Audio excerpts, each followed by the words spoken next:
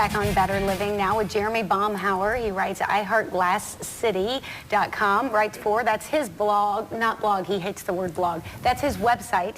So sorry. But he also is a columnist for the Toledo Free Press. And you are talking today about something that happened a year ago here in Toledo. I think today is one of the saddest days I can remember being from Toledo. Living here, I'm going on my 40th year. I don't remember a day that was as sad as what happened last year on this day. And for those who are not familiar or do not remember or haven't seen the numerous news stories, a year ago today we lost both Jamie Dickman and Steve Baczynski. And it was just such a devastating moment in the city, because just when we thought like it wasn't going to get worse, because right now, as miserable as it is cold, it was 10 times worse last year. And what New York's expected to get tonight, we had on the ground. Right. We were somehow making it and surviving, and I personally recall I was sitting there and it was a Sunday. It was so lazy, and I was drinking red wine, and like I was watching Game of Thrones, like going through and then my phone started blowing up, and they said we lost 2 guys, and I found out I knew before his mom, one of the firefighters' mom.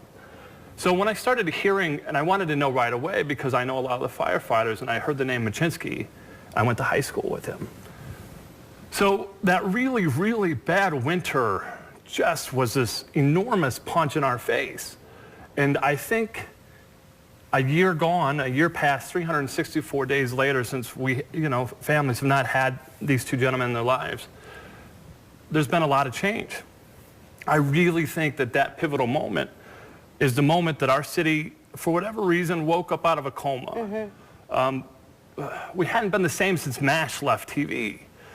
Growing up in the city, and it's always been like that one generation before mine, and I'm turning 40 this year. So for the first time in our history, there was some type of rebirth that happened. And it was out of one of the darkest, I think the darkest moments that I've ever experienced as a Toledoan. And this beautiful thing of pride and standing up for each other and getting through tough things, and it kind of readied us for the water crisis and readied us for the February winter. What those things we used to complain about all the time, we stopped. It really kind of make us re-inventory our lives. And I think it was that Sunday afternoon, right after 3 o'clock. And, to think about the loss that city had. But, we had a bad week. These families have had a bad 364 days. So today is an anniversary, but it's a day to really reflect and to see what kind of progress the city's made and how you feel about the city.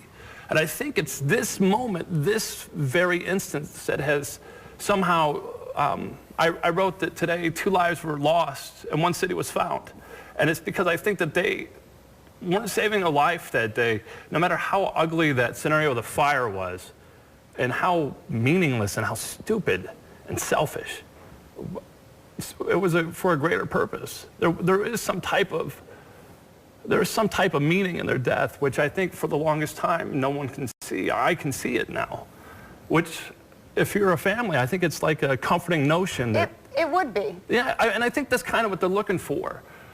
The amazing thing that's happened from it, I had an hour-and-a-half phone conversation with Linda Dickman last week, and for the first time we wanted to just kind of catch up, and I've been writing and chronicling what the fire department has been going through and some of just what I feel that Toledo's emotions have been.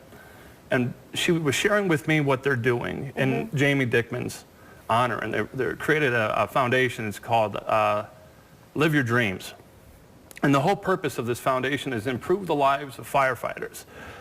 And the first example she used was when firefighters go on a run, Jamie, her son, always liked to have a stuffed animal in the cab in case they ran across a child. Something he had done for 10 years out at Perkins, something he was doing with Toledo, one of her favorite things. So they want to make sure that there's always a stuffed animal. One of the other things that many people, a really bad misperception of being a firefighter is the city doesn't pay for their food. You posted something about this the other day, and I said to my husband, oh my gosh, did you have any idea? I just assumed that that was part of their job. That I the actually food did too. was paid for. And I was okay with paying for it. Absolutely. And what happens is they don't. Depending on what house you work in, like Sylvania, the Sylvania guys, they do $8 a shift. That covers their food. And the Toledo guys is $10 a shift. And that's, they're there for 24 hours. So they go to the grocery store every day.